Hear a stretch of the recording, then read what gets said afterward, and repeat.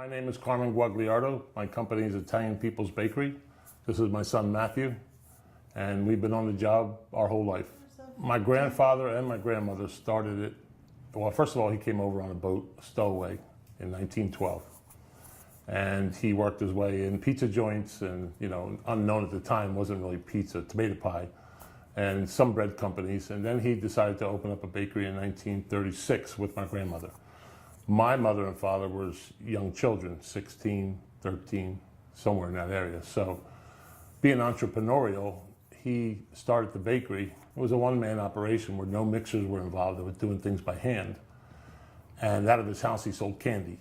So he was at the bakery all day. Then when he came home, the kids were selling candy out of the house. They did pretty well. And they made, in those days, housewives made their own dough. So he would get their dough and form it and bake it for them and then charge them a nickel a piece or whatever it was at that time, besides his own batches of dough. And then the kids, which would be my mother and father, started to do deliveries to houses on bicycles and whatever they can get a hold of during, after school or whatever they did. And then they operated like that for a lot of years until 1955 when he had a sudden heart attack and died. All the children, my mother's generation, the greatest generation, as they say, World War II people, all had jobs. My grandmother, who was uneducated but knew the business, asked them if they would quit their jobs and come run the bakery as a corporation or as a partnership or whatever they called it at the time. They all left very good jobs to take a chance. And they knew they had some growth. And so that's what they did. That's in 1955, they formed a corporation. Actually, it was April 1st, 1956. Formed the corporation and then started to expand it into the suburbs in Pennsylvania and wherever they can get new business. And then they had a little retail store that sold bread and rolls. In those days, it was mostly the big Bunnell breads and the big loaves of bread where people would cut and pieces of bread. But then they decided to make rolls, which would be individual sandwiches, and they actually took over.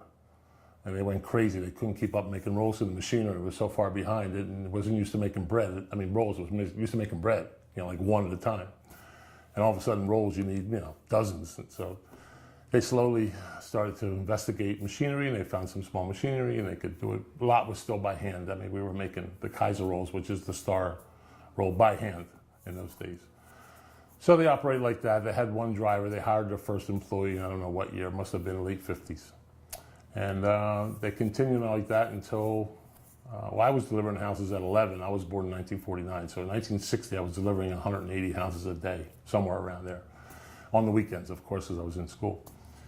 And then they progressed. I went to college to be an accountant, thought I could run the office part of it. And by the time I got out of college in 1974, everybody had bad hearts. So my mother said, before you find a job, why don't you see if you can help them out? Because I know you know all this stuff and you worked in the bakery as a kid and you delivered houses. Can you give them a hand? Well, that was 1974, so here we are. So I'm still here. Based on some of my education of fixed costs and variables and incremental profits, we decided to expand into the townships because we knew the inner city was getting tougher and tougher to operate into. So in 1976, we opened our second store in Hamilton Township. And that did very well. And a couple years later, we opened a second one, still in Hamilton Township, only about 2.5 miles away, which was a better location. So it was kind of a strategic type of opening. It was kind of competing, but we grabbed all the business, sort of like the drugstores do these days. So we kind of got all the business and then closed one down. And then everybody went to the other one. And then we opened a third one in Marsville, Pennsylvania, and a fourth one in Levittown, Pennsylvania. And then a fifth one came along in Yardville. And then we did Pennington area. We just surrounded the city with stores to capture some of the daily bread business.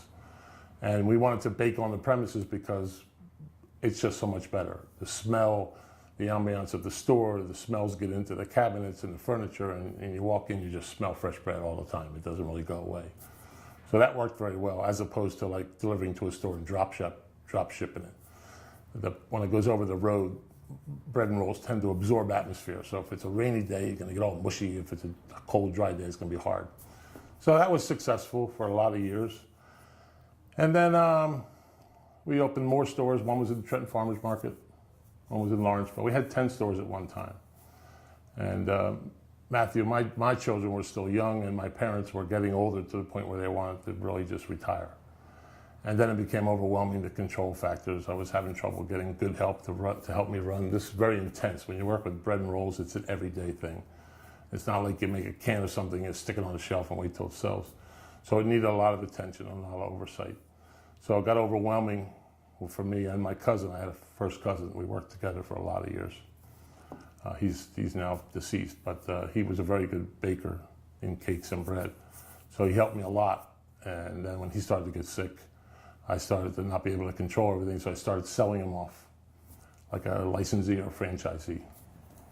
And so we did a couple of those, and we closed a couple of smaller ones down, marginal stores. I shut them down, so hopefully the business would go to the other ones. And so today we have 3 company-owned stores and 3 franchises that are operational. We also have about 18 distributors that deliver fresh bread and rolls to supermarkets, pizza places, government organizations, and commissaries all over the city of Trenton in about a 35 mile radius, right, and into Pennsylvania also. So we diversified a little bit, and the store became a deli because in, some year, I don't know what year it was, probably in the 60s, someone decided, well, if you're gonna have bread and rolls and cake, why don't you have meat to make a sandwich? So my uncle he was a big guy and loved to eat, decided that that's the way we should go. And we got together, opened a deli, and got some good quality meats and made some good quality sandwiches on a good piece of bread. And obviously it was successful, and people enjoyed the sandwiches. And today my son runs really that main store, which is a really busy store. And good 50% of the sales are the sandwiches and the fresh cut deli, which people do enjoy a lot. They repeat for that, as well as the bread. But sometimes we think they repeat more for the sandwiches than they do for the bread. And of course, in all the years we've been in Chambersburg, the neighborhood has changed. The Italians have left, and the Spanish, Guatemalan, Puerto Rican, Costa Rican have all moved in. And we do make some Spanish goods, and we buy some from local Spanish bakeries. But we also taught them to enjoy Italian bread, because it's the same thing. A pan cubano is just another piece of bread made with a little different ingredient, but we felt our ingredients were healthier, so we talked them into that. So they're pretty happy with it. And they go both ways. You can go both ways. It's just bread. And they enjoy it, and they love it. So we've got a good rapport with them. They're there every day, just like the old Italians were, fresh every day, fresh, sometimes 2 and 3 times a day, am I right? They come back to visit, and we've got lottery, we've got cigarettes, we've got just about everything you can imagine. Other than true grocery store, we have groceries, just, ancillary products that you might need. And they enjoy everything we give them as long as it's fresh. And that's their key ingredient, and it's always been fresh. And it doesn't really change. There's nothing to change. So our success was built on the mission, which was deliver fresh bread to the consumer every single day of the year, including the major holidays, including Christmas and New Year's and Thanksgiving and Easter. Our mission was always the same. Deliver in the sense that we deliver to the stores, but make fresh bread and rolls every single day of the year, and just use fresh, natural ingredients. Obviously, we always say we don't add any preservatives, which we do not add.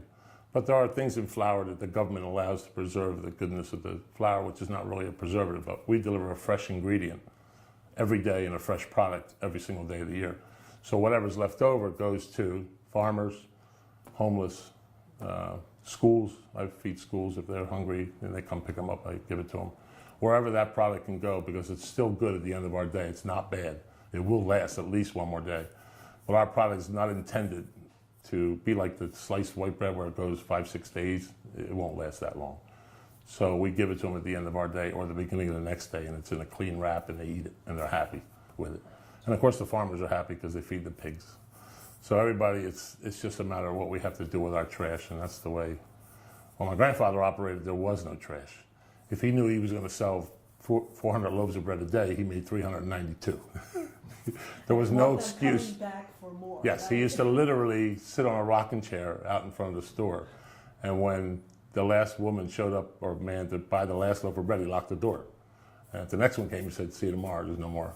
And that was it, there was no more. We can't operate like that today. The consumer demands that you're open till 7, you have bread till 7. There's no smell like it, right?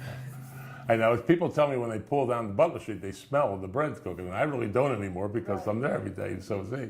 But they do smell it, so it's out there. But when you get into the store, it just permeates just everything. And you just can't. We've tried stores where we delivered fresh, and it doesn't work as well, but it's okay as long as it gets there every day and you don't save it, you know. But it doesn't have that smell that the baking gives it, you know. We own Butler Street, Levittown, and Mercerville. There are 3 company-owned stores. The rest are, you know, managed by owners on the premise. And we give them, in some cases, we give them the frozen dough. That's how we bake out there. I make everything on Butler, so it's a uniform product, and I send it out frozen, unbaked. Right. And they kind of finish it off. They finish like they do it, like you can do at home these days. You can buy some dough. It's the same idea. And so one of our franchise has one where he bakes on the premises, and then one where he delivers to another store. And one does better than the other, but we still like where you bake. It's just better. And a little more expensive to operate, but you get a better result. You know, they bought a couple, I probably missed a couple things, but they bought a little bakery. They bought an Italian pastry shop, which was directly across the street. The guy was old and retiring. And that's how they got some of the Italian pastries started through there. And our cake. And then we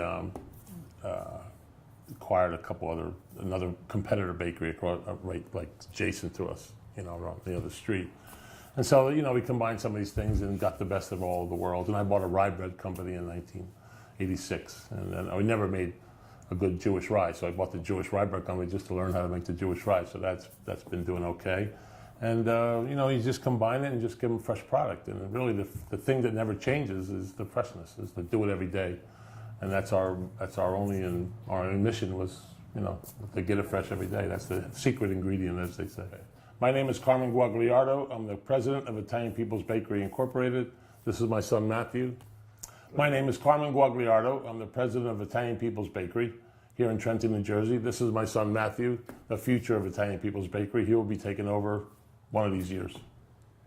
Hi, I'm Matthew Guagliardo. This is my father, Carmen Guagliardo, from Italian People's Bakery. He is the president and owner of Italian People's Bakery, and I am the owner and partner of him.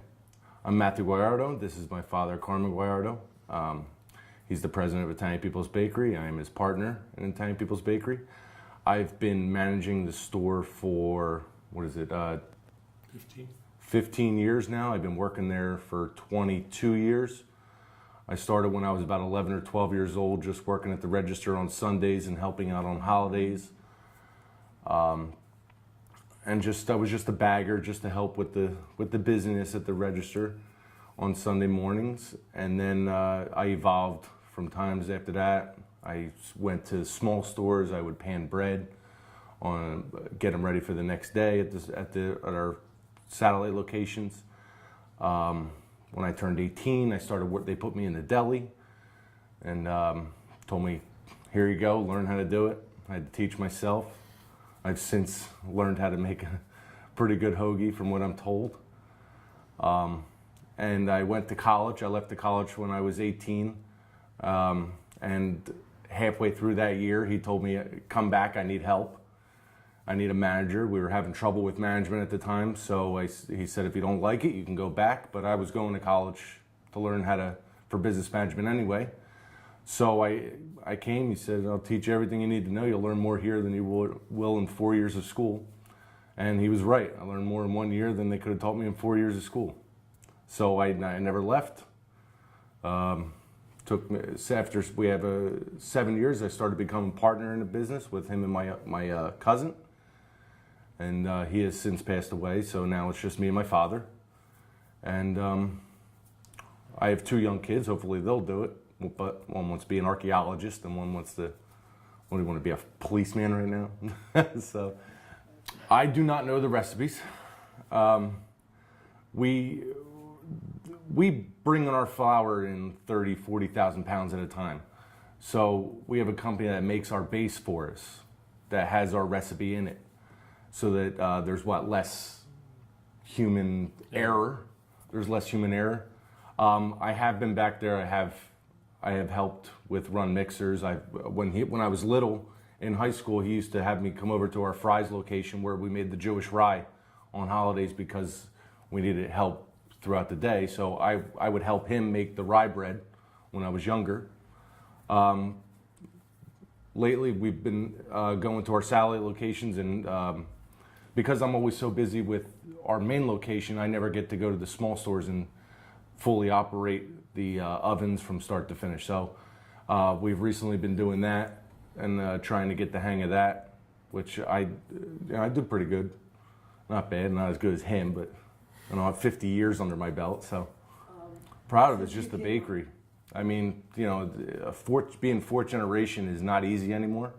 Being in business going on 82 years is not easy anymore. Times change, people change, areas change. So to be able to do something right that everyone else tells you thank you for not leaving, and you get to see people grow up and they remember you from when you were younger, and you remember them when they were younger. And it's a pleasure to be around. You get to know all the customers very well. They're almost like family. Your employees are like family. I've had people working for me since I came back from college. Still the same people. So Whether they be drivers, bakers, there's always a story. But there's thousands of people through the years, and if I remembered them all, we'd be here till tomorrow. Right, no, right. I can't tell you.